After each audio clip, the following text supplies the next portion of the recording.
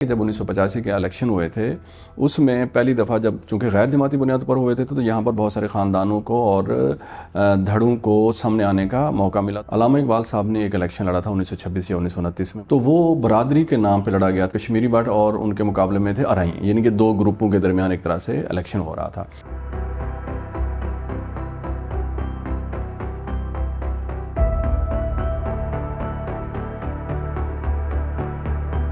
Electable سے مراد یہ ہوتی ہے کہ وہ لوگ، وہ شخصیات، وہ افراد، وہ امیدوار جو اپنے بلبوتے پر سیٹ نکال سکتے ہیں، انہیں کسی سیاسی جماعت کے سہارے کی ضرورت نہیں ہے۔ یہ الیکٹیبلز پھر دو طرح کے ہوتے ہیں۔ ایک الیکٹیبلز وہ ہوتے ہیں جو سیاسی جماعتوں سے وابستہ ہوتے ہیں اور سیاسی جماعتوں سے علیحدہ نہیں ہوتے۔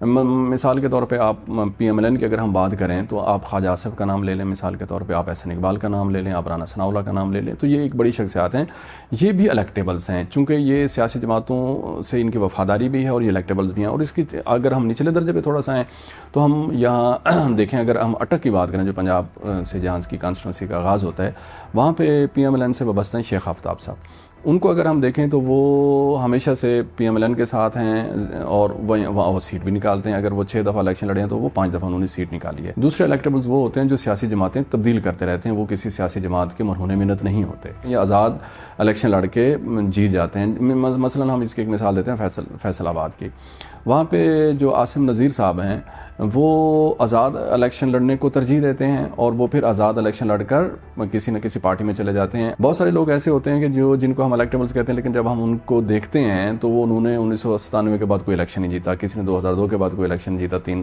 مسلسل الیکشن لوز کی۔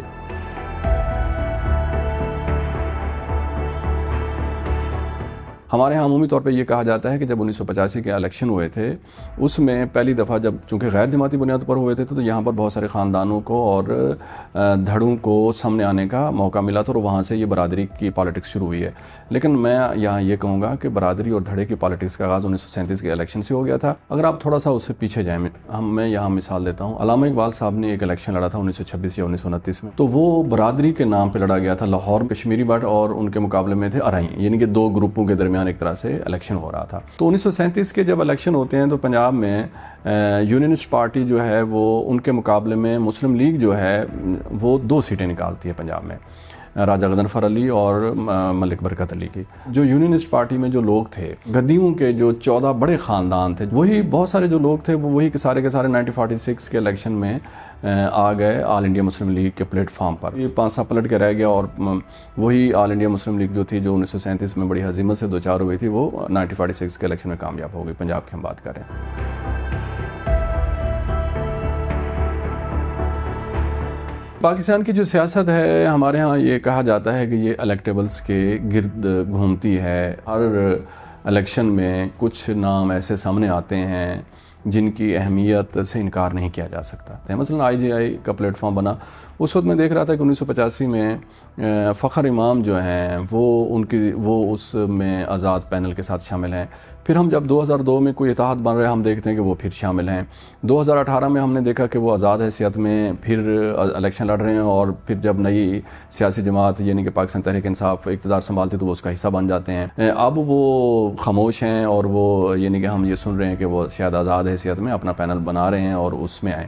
اب آپ یہ دیکھیں کہ ایک نام میں 1985 سے سن رہا ہوں اور 2024 کا جو الیکشن ممکنہ طور پر 8 فروری کو ہونے جا رہا ہے اس میں بھی ہم ان کا نام سن رہے ہیں، تو ان کی اہمیت سے ہم انکار نہیں کر سکتے الیکٹیبلز کی جو ہے۔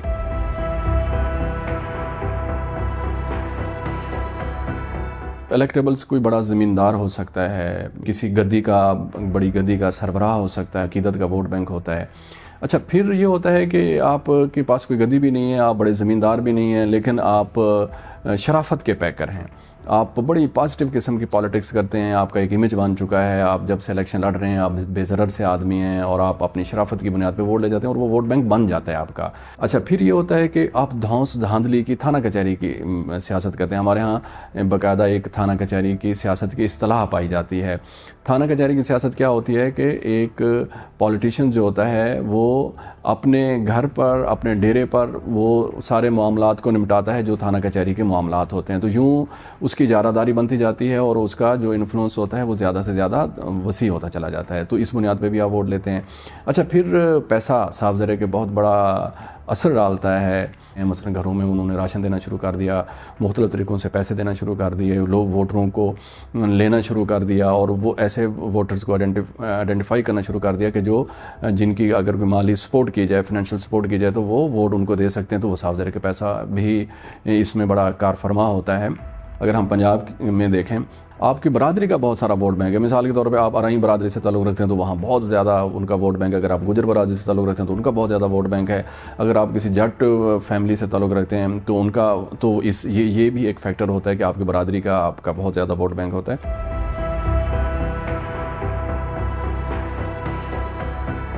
مجموعی طور پر اگر ہم منفی اور مثبت کی بات کریں تو منفی زیادہ ہے، صاف ظاہر ہے۔ جمہوریت مستحکم نہیں ہو سکتی کہ جب آپ مختلف حربوں سے ووٹ لیتے ہیں، آپ کسی آئیڈیالوجی کے نیچے الیکشن نہیں لڑ رہے ہوتے تو آپ پارٹی تبدیل کرنے میں، سیاسی وفاداری تبدیل کرنے میں آپ لہجہ بھی نہیں لگاتے، آپ نیچے اپنے آپ کا کانسٹیٹوئنسی کے جو ووٹرز ہوتے ہیں ان کا بھی خیال نہیں کرتے۔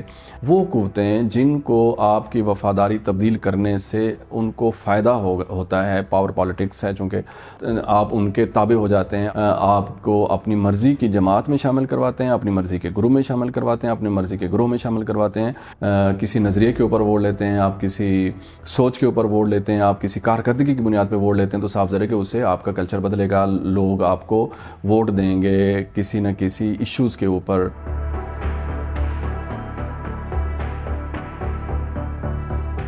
ہم نے جب 2018 کا الیکشن دیکھا تو اس وقت بھی الیکٹیبلز کی اصطلاح ہمارے سامنے تھی، آج بھی جب ہم بات کر رہے ہوں تو الیکٹیبلز کی باتیں ہو رہی ہیں، ہماری اب میڈیا کے اوپر، ہمارے سوشل میڈیا کے اوپر الیکٹیبلز کی باتیں ہو رہی ہیں۔ یعنی کہ پاکستان کا جو سیاسی نظام ہے، جو انتخابی نظام ہے، وہ سٹک ہوا کھڑا ہے 1946 کے اندر، یعنی کہ اس وقت بھی الیکٹیبلز سے 2018 میں بھی، 2024 میں بھی الیکٹیبلز پہ آپ کھڑے ہوئے ہیں۔ پنجاب میں اگر جولائی 2022 میں ہم جائیں تو ہم دیکھتے ہیں کہ 20 حلقوں میں الیکشنز ہوئے تھے۔ ایک حلقے کی ہم بات کرتے ہیں ساہیوال کے علاقہ چیچا وطنی کی، جہاں سے نعمان لنگڑیال جو تھے وہ الیکشن لڑ رہے تھے۔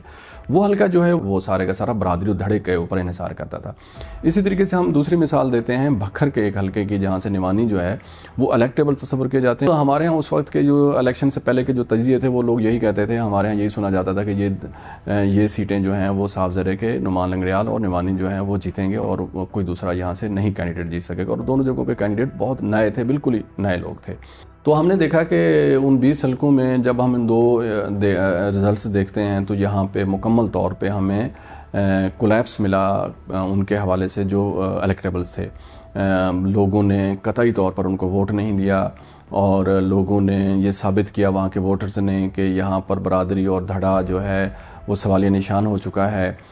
یعنی کہ نعمان لنگڑیال اس یونین کونسل سے بھی ہارا جہاں اس کا بہت ہی آئیڈیل قسم کا پینل بنا ہوا تھا۔ اور اس تناظر میں جب ہم دیکھیں گے آج کی سیاست کو، پالیٹکس کو اگر دیکھیں گے جو 2024 میں الیکشن ہونے جا رہے ہیں، اس کو اگر دیکھیں تو اس کو ہم اس سے انکار نہیں کر سکتے کہ جو ہم نے ٹرینڈز دیکھے تھے جولائی 2022 کے 20 حلقوں میں ضمنی جو الیکشن ہوئے تھے، وہ مجھے اس وقت پر بھی نظر آئیں گے اور زیادہ نظر آئیں گے پنجاب میں۔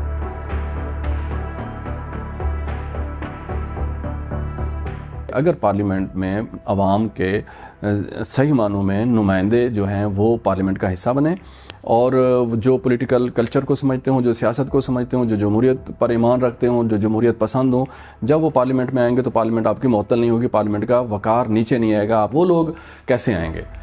وہ لوگ ایسے آئیں گے جب مخصوص سیٹوں پر، مخصوص سوچ پر اجارہ داری ختم ہوگی۔ مجھے ذاتی طور پر بہت جگہوں پر، بالخصوص پنجاب کے اندر یہ جو سٹرکچر ہے یہ ٹوٹتا ہوا نظر آ رہا ہے۔ برادری کا کویسچن مارک ہو چکی ہے، دھڑا کویسچن مارک ہو رہا ہے۔ میں اس وقت تک یہ سمجھتا ہوں، میرا یہ ایک طرح سے تھیسس ہے کہ پنجاب کے اندر بالخصوص جو جی ٹی روڈ کی جو جو اضلاع ہیں, جو سیاست ہے, وہاں پہ الیکٹیبلز شدید قسم کے دباؤ میں ہیں. اب الیکٹیبلز تو آپ لے آئے ہیں, لیکن ان کو سیٹ نکلوانے میں بھی آپ کو مدد کرنا پڑے گی. 2018 کو اگر ہم دیکھیں یا اس سے پیچھے ہم دیکھیں تو ایک ایم این اے اگر الیکشن جب میدان میں اترتا ہے تو وہ اپنے اچھے ونگز بناتا ہے, ایک نیچے ایم پی اچھے. اگر ہم یو سی کی بات کریں, اگر ہم ایک کانسٹیٹوئنسی کی بات کریں کہ وہ دہی کانسٹیٹوئنسی اور اس میں 30 یو سیز ہیں, تو ہر یو سی میں ہم نے یہ دیکھا کہ 4 سے 6 انفلوئنسر ہوتے تھے جو ووٹ بینک پہ انفلوئنس رکھتے تھے. مثلا ایک یو سی ہے, اس میں 4 بڑی برادریاں بیٹھی ہیں, تو 4 ان کے ہیڈ ہوتے تھے, ان کے بڑے ہوتے تھے, جن کے کہنے پہ پوری برادری جو ہے ووٹ ڈال دیتی تھی. تو اگر 30,000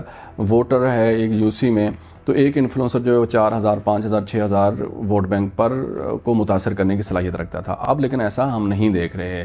پنجاب کی میں آپ کو بات کر رہا ہوں, یہ آپ کو میں ڈیٹا کی بنیاد پہ بات کر رہا ہوں. اب ایک یو سی میں جو انفلوئنسر کی جو تعداد ہے وہ 40 سے 50 ہو چکی, ان کا ووٹ بینک جو ہے نا وہ تقسیم ہو چکا ہے. اچھا, اب یہاں پہ جو سب سے زیادہ نقصان پہنچ رہا ہے وہ پہنچ رہا ہے الیکٹیبلز کو. میں آپ کو ایک بڑی یہاں دلچسپ بات بتاتا چلوں کہ خاندان فیملیز جو تھی نا 2018 میں وہ تقسیم تھیں کہ بزرگ اگر ایک طرف ہیں تو نوجوان ایک طرف تھے. اب ہم نے جو مختلف سروے کیے ہیں, جو مختلف ہم نے پروفائلنگ کی ہے, میپنگ کی ہے, لوگوں سے ملے ہیں, اب فیملی یعنی کہ گھر جو تھا, گھرانہ جو ہے, اس کی تقسیم ختم ہو گیا. وہ ایک پیج پہ آ گیا. اگر وہ مثلا کہ مخصوص پارٹی کی طرف ہے تو وہ اس کے ساتھ ہی کھڑا ہوگا.